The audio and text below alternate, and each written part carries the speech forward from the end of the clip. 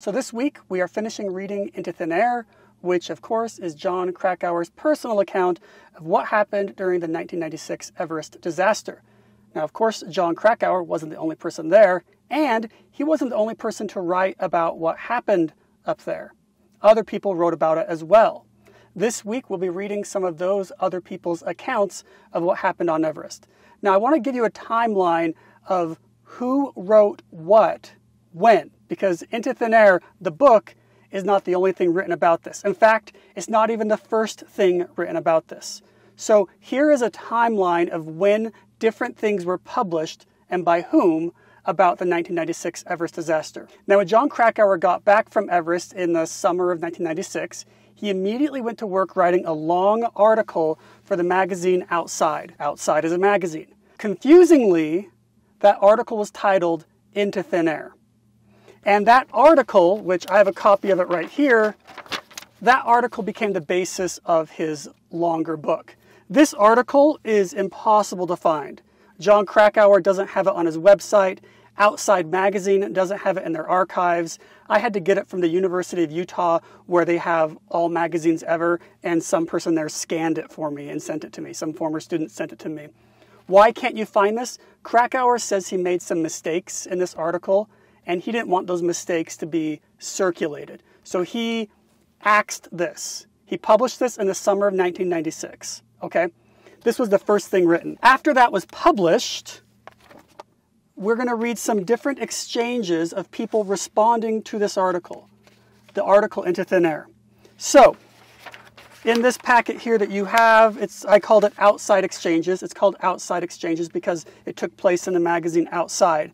So in July 1996, Anatoly Bukarev wrote a response. And then Jon Krakauer responds to Bukarev. And then Lobsang Jongbu Sherpa joins in, and then Jon Krakauer responds to him. So the first thing written was this article by Krakauer.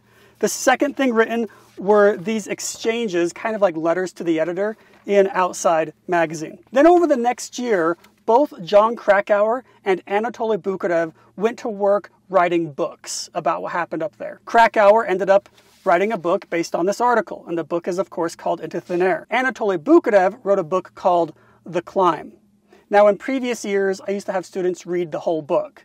Now, thankfully for you, we're not reading the whole book, we're just reading a couple selected chapters. The first book to be published was actually The Climb. So the article Into Thin Air was published first, then there were those back and forths in the magazine, and then the book The Climb was published like a month before Into Thin Air, trying to beat it to press so it could have the first word. Does that make sense? And Anatoly Bukarev wrote this book. Now, because Anatoly Bukarev, his first language is Russian, and English is a second language to him, and he says he was very not confident in his English skills, hired a writer to help him write it.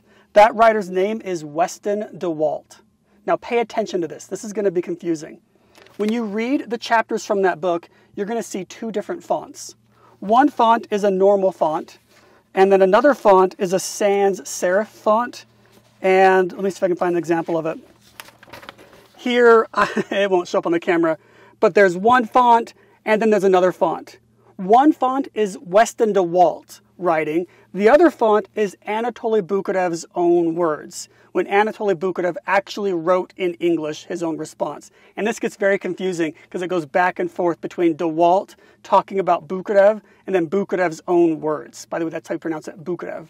Bukarev is what it looks like, but it's Bukarev. This book was published before Into Thin Air. We're going to read about 2 or 3 chapters from it. Then Krakauer's book came out like a month later. After both books were published, the magazine Salon, it's also a website, Salon, they published a review of the book by a guy named Dwight Garner.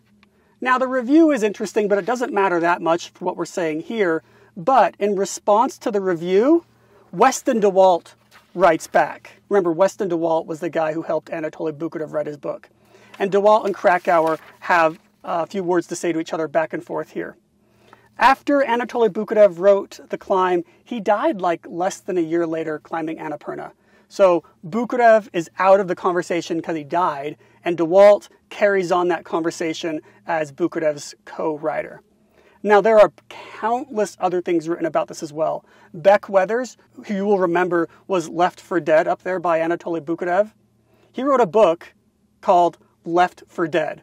And we used to read some sections of that. If you want to read some of that, let me know and I'll email you a chapter or two that are relevant to this. I didn't want to overwhelm you this week, but I think that Beck Weathers' story is inspiring and interesting, and if you want to hear his account, let me know. Sandy Hill Pittman wrote about this and gave some interviews about it. Scott Fisher and Rob Hall didn't, obviously, because they died. There's plenty of other points of view on this, so it's a huge debate.